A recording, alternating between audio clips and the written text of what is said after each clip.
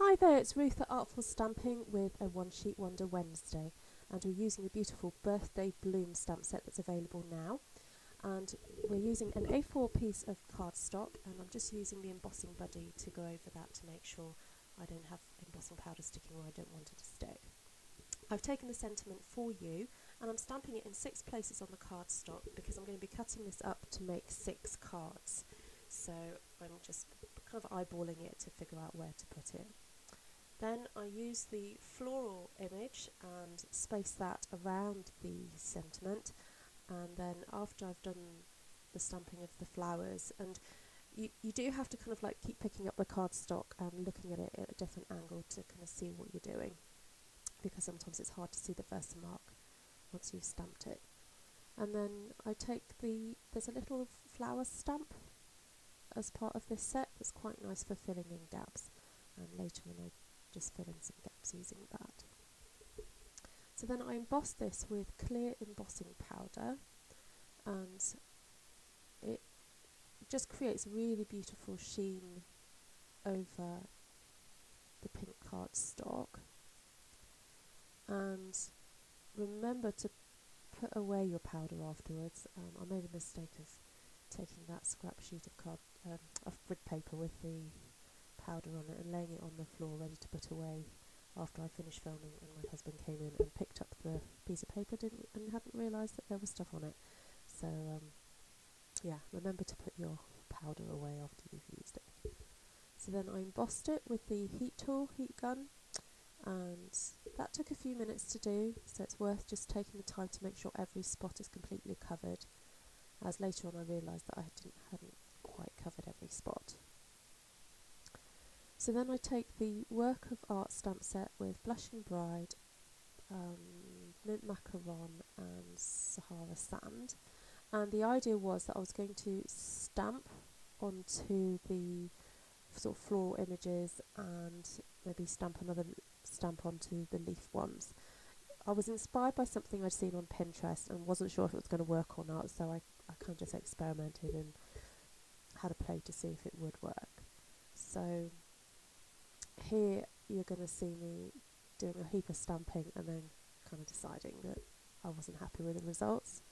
So there you can see the flowers all ready to be stamped on.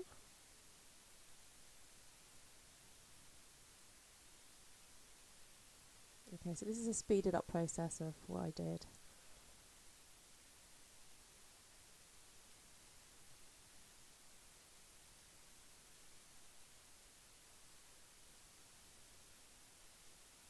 Yeah, and I'm not too happy with that result, so I then go in there with a sponge and just dab it into the Blushing Bride ink.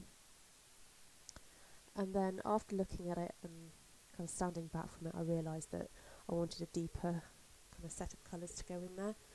So I ended up grabbing Lost Lagoon, Melon Mambo and Tip Top Taupe, which then started to give it loads more kind of depth. So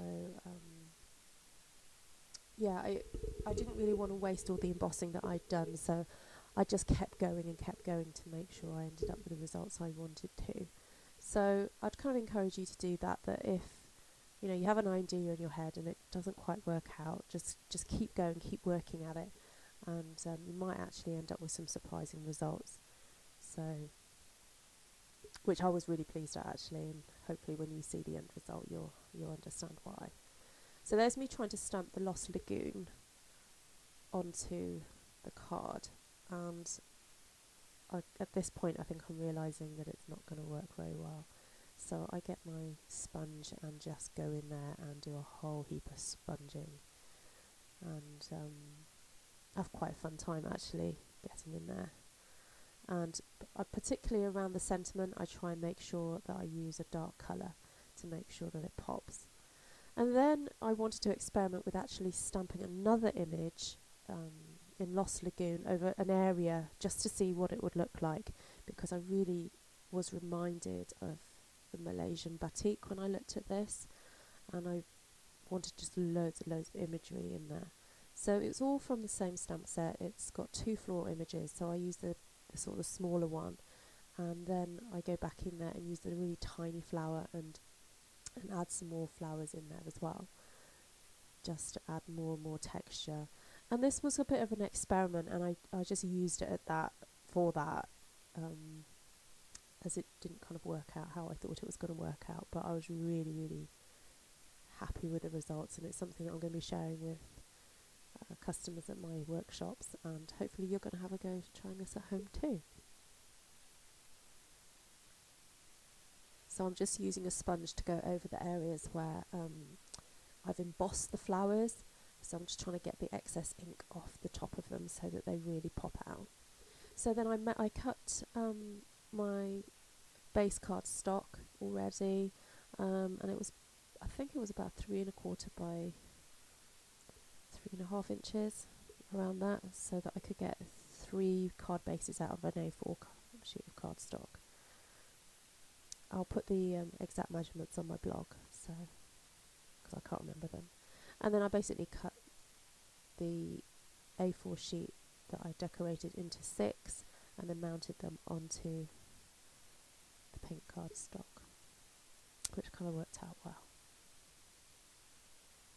Anyway, thank you for joining me, and hope you enjoyed today's One Sheet Wonder Wednesday. Please share them with your friends if you like what you see, and hopefully I'll catch you again soon. Okay, bye for now.